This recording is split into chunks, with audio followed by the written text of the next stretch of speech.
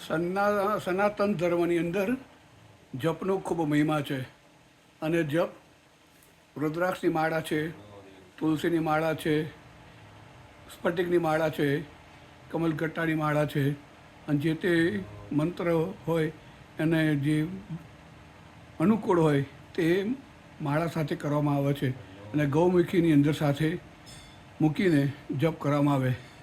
આ રીતે જપ કરવામાં આવે તો એ જપ સંપૂર્ણ ફળે છે, દેવરાજીતા છે, યજમાનનું પણ કલ્યાણ થાય છે અને આ રીતે સાચી રીતે જો કરવામાં આવે તો યજમાન માટે જે બ્રાહ્મણ જપ કરે છે એ બ્રાહ્મણનું પણ સ્વાસ્થ્ય સારું રહે છે, એનો પરિવાર સુખી રહે છે.